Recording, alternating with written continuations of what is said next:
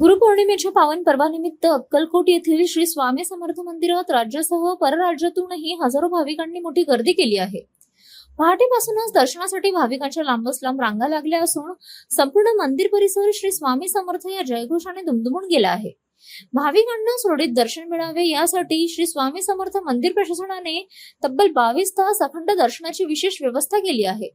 तसेच अक्कलकोट नगर परिषद, पोलीस प्रशासन, स्वयंसेवक आणि मंदिर कर्मचारी यांच्या समन्वयातून पिण्याचे पाणी, वैद्यकीय सेवा, स्वच्छता, सुरक्षा, वाहतूक नियंत्रण आणि रांग व्यवस्थापनासाठी विशेष नियोजन करण्यात आले आहे। गुरुपौर्णिमेनिमित्त मंदिरात अभिषेक, महापूजा, आरती, भजन कीर्तन, नामस्मरण आणि विविध धार्मिक कार्यक्रम भक्तिभावात पार पडत आहेत। दरम्यान देऊळबंद चित्रपटातून प्रसिद्ध झालेल्या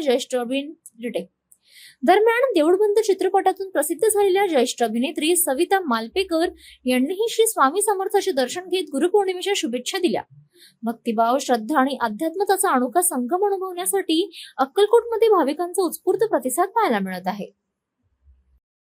नमस्कार, श्री स्वामी समर्थ। आपल्याला सर्वांना माहितीच आहे की ब्रह्मांडाचे नायक आणि गुरूंचे गुरु श्री स्वामी समर्थ लाखो भक्तांचं श्रद्धास्थान असलेलं श्री वटवृक्ष स्वामी समर्थांचं मंदिर आहे आणि सालाबाद प्रमाणे यंदाही या मंदिरामध्ये मोठ्या उत्साहामध्ये गुरुपौर्णिमेचा उत्साह साजरा होत असून या ठिकाणी मंदिर दर्शनासाठी पहाटे 2 वाजता खुलं करण्यात आलं।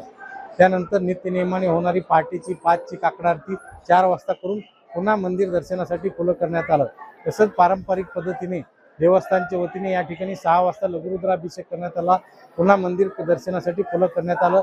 तसेच नित्यनेमाने जे होणारे अभिषेक आहेत सकाळी 7:30 ते 9:30 या वेळेमध्ये ते आज अभिषेक दर्शन सुलभ होण्यासाठी स्वामी भक्तांचे या ठिकाणी होणार नसून जे स्वामी भक्त अभिषेकाची पावती करतील त्यांना तात्काळ श्रीफळ म्हणून प्रसाद देण्यात येईल।